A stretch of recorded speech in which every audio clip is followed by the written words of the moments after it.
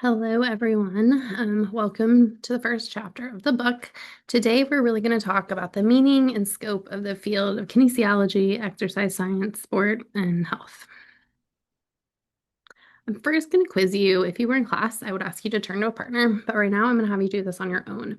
I want to know how you think about these different terms: physical activity, exercise, and sport.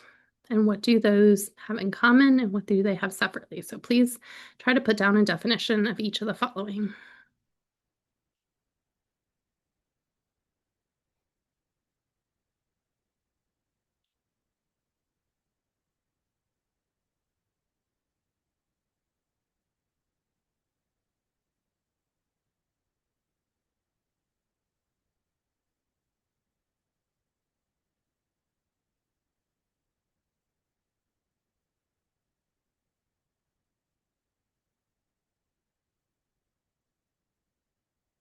Okay, for the sake of the video, I'm going to have you pause and keep working on this if you do not have definitions, but I'm going to keep going. Okay, so when we're talking about these different terms, I think it's important to have a basic understanding of them at first. Physical activity is any bodily movement produced by the contraction of skeletal muscles that increases your energy expenditure. So if you are standing up out of your chair, doing laundry, vacuuming the house, doing yard work, walking across campus, all of those things require contractions of your skeletal muscles and they increase your energy expenditure. However, if I asked you, are you going to go exercise later and you're going to go home and vacuum, you probably would not say yes. So physical activity is kind of the underlying thing that fits all of these categories. However, exercise has an even more specific definition. So exercise are specific forms of physical activity for the purpose of getting fit. It's also going to increase your energy expenditure. Exercise is often planned, structured, and repetitive, and you can measure things like the frequency, intensity, time, and duration. That will be the FIT principle we'll talk about later in the semester. So exercise would be things like running, cycling, lifting weights at the gym, doing a Zumba class, um, you name it. If you're doing specific planned physical activity for the purpose of fitness or fitness related goals, that would be exercise. And then sport is even more specific. So sport is highly organized, competitive physical activity governed by rules. A sport can include exercise or be something like shooting or archery, other game type competitive things that are physical activity, but maybe not hardcore exercise. And so, as we think about and talk about different things this semester, I just wanted to have some basic definitions of this. We'll likely come back to it. Okay, so if we think about the field of kinesiology, that's the intro to the foundations class you're in, right? I'm going to split this into three areas. So when you think about kinesiology, it's really kind of the study of movement. This can occur in the setting of physical education or PE, in sport, and in exercise science. So, physical education is the acquisition or refinement of motor skills, the development of fitness, the attainment of knowledge around that, and the fostering of positive attitudes conducive to lifelong learning. Think about PE, think back to K-12, your early education. You may have had physical ed classes where you're learning how to play badminton, how to play soccer, how to lift weights. You might have done running on a track and warm-up exercises. It's introducing you to the practices of exercise and physical activity. Again, sport is something highly organized. So in phys ed classes, you may have learned about sports, but there's also collegiate and professional sports teams. There's often adult rec leagues and other types of sport, and even some informal sport that may occur in a neighborhood that aren't governed by an association, but are still organized and competitive. And then exercise science is really the scientific analysis of exercise and physical activity. So these areas all fall within the realm of kinesiology. We're going to talk about all of them this semester. And in our department here at UH, we do a little bit of each of these. Now, what I think is quite interesting as you think about this, our department is most broadly characterized by folks studying exercise science, biomechanics, and sport, as well as community health interventions. So we don't have any phys ed teachers or any phys ed training. However, I would argue that a lot of what we study is still quite relevant to physical education. Historically, exercise science departments have all kind of grown out of phys ed instruction. So historically, there were a lot of programs that developed physical education training programs that would teach individuals how to teach children and youth in school settings. Many kinesiology, exercise science, and health and human performance departments all originated in colleges of education. Many of us have left those colleges and are now in liberal arts and sciences or the biology and kind of physical sciences. However, I'd argue that many of our students go on to careers that are still related to physical education. And again, I want you to think of physical education as using physical activity as a mean to help people get the skills, fitness, knowledge, and attitudes that help you live a physically active life, improving health and well-being throughout someone's lifespan. Now, when I say education, again, phys ed, you're probably thinking K-12, your PE class. However, education is really an ongoing, lifelong process of learning. Education can take place in a variety of settings. It's not just taking place in a classroom, and it's not limited to a specific age group. Education can occur almost anywhere, and you can become educated by almost anyone. However, I will note there that one should have the appropriate expertise and experience to really be the one conveying educational material. But when you think about the different careers many people interested in kinesiology want to go into, all of these have an element of teaching physical activity with them. If you're a PE teacher, this might be very well defined, but if you're a coach, you're doing this for a sport group. If you're a personal trainer, you're doing this one-on-one at like a gym. Group fitness instructors do this in a group environment in a gym. If you do workplace wellness, you're likely working for a corporation or an office, and you are helping individual employees in that environment improve their fitness, improve their health. Employee wellness can sometimes deal with teaching nutrition information or relaxation and stress reduction. Those are all a little bit related. An exercise physiologist may work more in a medical setting, helping populations who have chronic diseases do more exercise and become more fit. There's a lot of people on social media these days educating about sport and health and fitness. And even something like a physical therapist, an occupational therapist, or a physician may work one-on-one with individuals in the medical setting to improve someone's fitness level, kind of knowledge of exercise. We can apply that bigger to kind of health and nutrition and wellness as well. But all of these individuals, you could argue, do some element of education. And that would occur around things related to exercise. Now, when you think about all of these as a profession or as a professional degree, this often requires specialized training. So all of you here in undergrad at UH, specializing in an intellectual field, many in HHP, but I assume some of you are in other professions or other degree fields as well. When we think about this from a kinesiology standpoint and for our students here in HHP, most really want to get into the field of exercise science because they want to help better society and serve others. That may be through our sport admin group, who is aiming to increase accessibility to sport, to increase participation in sport throughout all of society. That may be students interested in going to PT school to help rehabilitate those who get injured. This may occur through those in community health interested in kind of setting up new health interventions, new exercise interventions that help get more people active, and maybe those in nutrition who want to become a registered dietitian and help people eat healthier throughout their lifespan. All of these have very similar kind of goals in mind as far as kind of improving society by helping others. For most of these degrees, they require at least a bachelor's degree, and we'll talk this semester about other career opportunities. Oftentimes, a lot of these degrees would require an advanced degree. So, athletic training would be a master's these days, occupational therapy is a master's.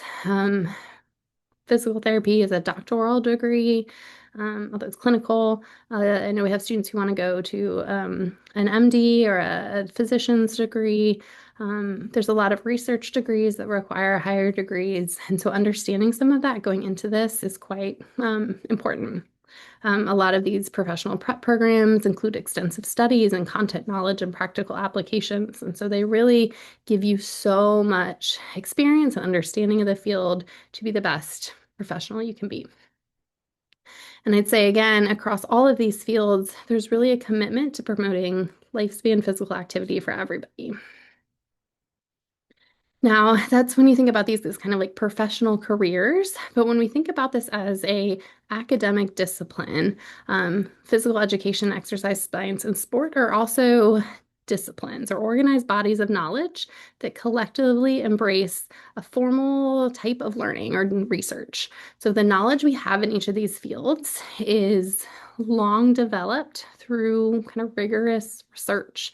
At any academic institution, there are professors who not only teach this information, but they also participate in the research process, often completing graduate degrees where we all have studied these topics through things like a research project or a dissertation. And now we are helping with the theory and the application of this in practice. Now, a lot of these disciplines are areas of work, areas or concepts that are different from each other, all falling under the area of kinesiology. And I'll say that many of these have specific chapters in the book and specific careers dedicated to them.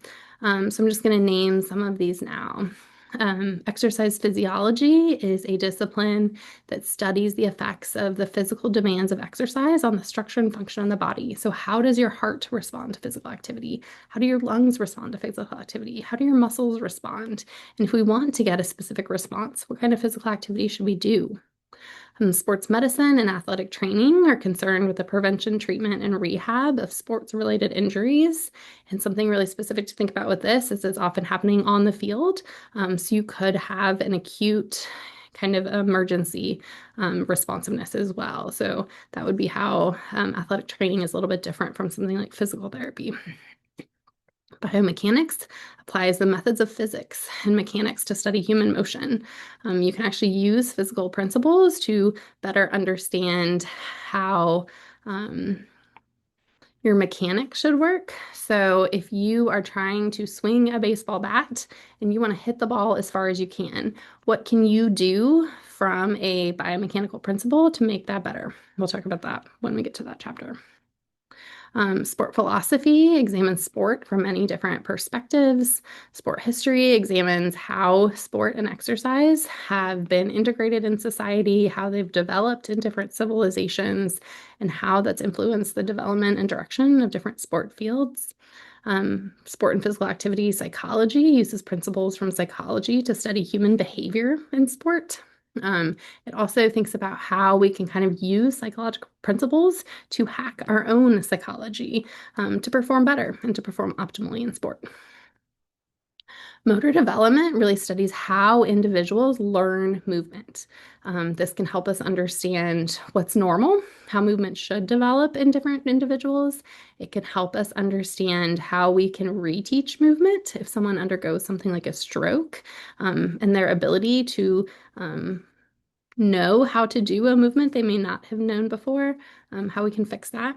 If someone's injured or if someone has a developmental delay or a physical delay, understanding motor development can help with all of this. Motor learning is not only how we kind of develop motor skills, but how practice and experience, frequency, timing, and feedback can all affect how we learn motor skills. Sports sociology studies the role of sport in society.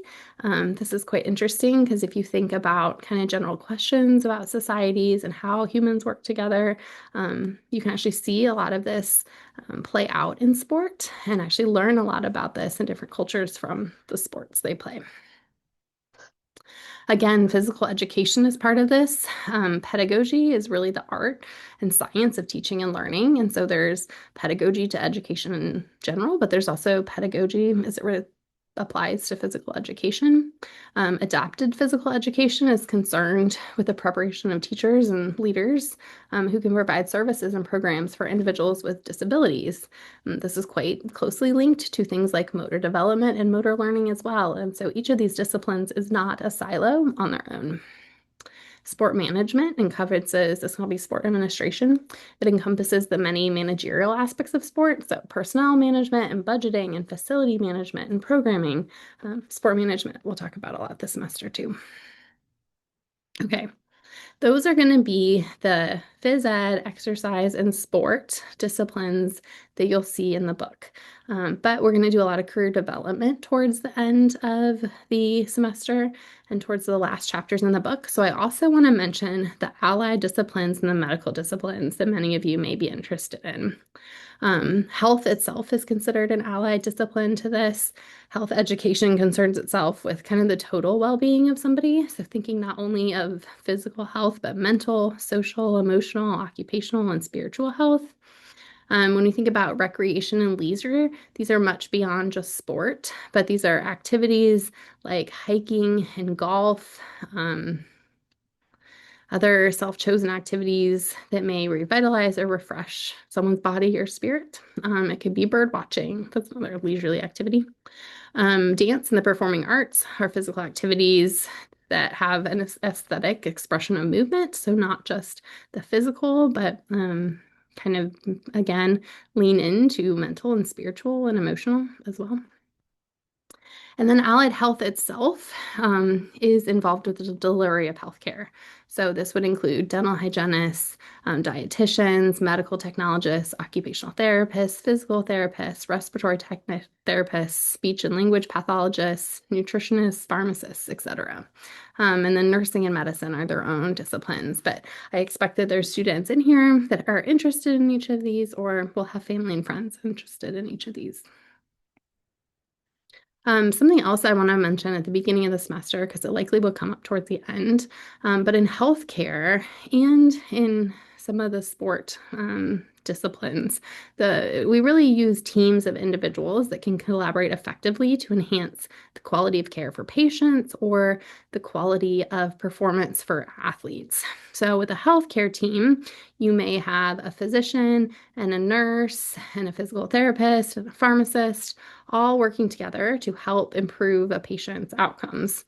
In sport, you may have a strength and conditioning specialist who's really working on like what's happening in the gym, as well as the coach and assistant coaches and dietitians and athletic trainers who help with kind of rehabilitation and recovery. So again, none of these disciplines and none of these individuals who work in any of these given careers work in silos. Everyone's kind of working together. And I think if you're interested in any of these areas of science or any of these professions, as you think about careers, understanding what's most interesting to you and how you can also kind of continue to work with others. You don't have to only know one and never kind of think about the others again. So I don't know, all of these can be quite interesting if you think about these from the different perspectives. That being said, I do think it's really important to understand that each individual and each person in one of these disciplines has a very specific scope of practice. So you may be a coach who works with a team and directly works with, again, a strength and conditioning specialist, a nutritionist or a dietitian, athletic trainers, maybe your sports physicians. However, your scope of practice or what you are most knowledgeable about and most kind of credible with as far as what you add to the team will be very specific. Some of these degrees, some of these careers require licensing especially as it comes to health professions. So athletic trainers are licensed, physical therapists are licensed, physicians are licensed to do something very specific. You have a lane of knowledge that's your domain. You may know some about the other domains outside of that, but your area of expertise is within your lane. And so I think as a professional, understanding how you can contribute to collaborative care, but also keep within your scope of practice and know when to refer out or to call your collaborator, when to call your colleague is really, really important. Okay, so a lot of this will be kind of thinking about careers again, learning about all these disciplines. But in the end, I want you to think about yourself as a professional throughout the development of this course. And as you think about yourself as a professional, you're thinking about yourself today all the way through kind of the peak of your career. So think about how you will grow in this field. Um, your field and specialized area of study will constantly change. We are all, as like university employees and professors, many of us are doing active research in these areas. And so there will constantly be new data and new information that we can convey to those who work in the field. You'll have to update your knowledge, both with research and scientists and practitioners and how the basic data is applied. All of that will change over your careers. So, kind of understanding how to learn and how to relearn will be big. It's an individual's ethical duty to stay up to date on the latest research and technologies to provide your students or patients or clients or players with the most accurate information. This requires staying up to date with the literature. So again, as new scientific research is published, there's a lot that you will have to kind of figure out and keep up to date with. What's really interesting to me is that even when some of the basic research is a little bit clear and like here's the best way to teach something, it can be a little bit more mucky in real life than in a very well-controlled research study. And so not only is that basic research really important, but so is application. So talking with other practitioners, talking with other people who apply this in their day-to-day life is really big. And then research can be both quantitative and qualitative. So we can measure how far someone can hit a ball when you change the weight of their bat, right? But understanding how included someone feels within a team may be a little bit different. As we talk about staying up to date with research in the field, this can happen in many ways. You can not only read individual research papers that have data, but consensus statements are formal documents created by experts in the field to summarize current research and provide recommendations. You may go to conferences. These are where researchers will present on a given topic. And so conferences or symposiums or kind of small conferences and other meetings may be a form of this. There's often webinars, seminar research, or lectures that all provide professional development opportunities. And if you do move into a field with licensing and some of that, you'll have to provide evidence of continuing education in order to keep your license up to date. Okay. The other thing I'm going to talk about is staying up to date with technology. So as we move through the future, technology will continue to change. Technology helps us stay abreast of the new developments in the field, facilitates communication between professionals, and can play a role in how we teach, assess, and research the given thing that we're studying. Ways in which technology can help you fulfill your responsibility would be kind of sharing ideas and resources and communicating and taking advantage of professional opportunities. However, I think when you think about technology, there are things like smartphones and apps that can all track fitness and things now that there didn't used to be, as well as new platforms for sharing information. So technology kind of goes both ways in the health and fitness space. And then we can think about current trends in all of these fields as well as where this will move into the future. And what's interesting in going to college, I think there are things you will encounter in your careers that we don't yet anticipate what that will be. Again, fields grow and change and the world changes. And so keeping up to date with those current trends can be really important as well. The disciplines within kinesiology will continue to be interdisciplinary, as well as aligning with other areas in medicine and health and even business. Advanced degrees are increasingly required for many of these professions as we learn more information. It takes longer to convey that information to new professionals in the field. And then the disciplines of exercise physiology, sport medicine, sport management, all of these are rapidly expanding, which is great for career opportunities and jobs. But I do recommend, as you think about what careers you're interested in, thinking about what type of jobs are available to you, what that looks like, what kind of degrees you might need. All of these things are things that we'll explore as we go through the semester. The biggest thing, we'll talk about this in, I think it's chapter 3, but the importance of many of these fields is really highlighted by the um, less than stellar physical activity levels of our nation, right? As many people have desk jobs or are sedentary, we drive most of the way to get to work. Many of us don't walk long distances all day. Many of us are not in super physically active careers. And so physical activity levels, both within our nation and worldwide, are continuing to decline. We as professionals, both in health and human performance and kinesiology, can have an effect on this. But even if you're not in these fields, I actually think if you own a business, if you work for the government, if you work for sectors that can do a lot of I don't know, petitioning or again, kind of talking to government officials. There's a lot that people can do outside of these disciplines to also improve access and opportunity for health and physical activity opportunities.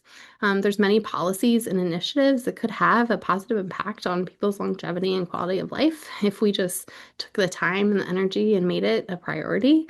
And empirical research will continue to provide us with information to make informed decisions about how to change policies and initiatives and what we can do in our day-to-day world. So again, if you are a camp counselor or you work with kids or you work with big groups of adults and you can promote health, physical fitness, if you can promote time to do these things, if you can provide proximity to a gym, a lunch break to go take a walk, if you can promote a culture of activity and fitness, that could go a long, long way to promoting this in society. And so with that, I will end chapter 1.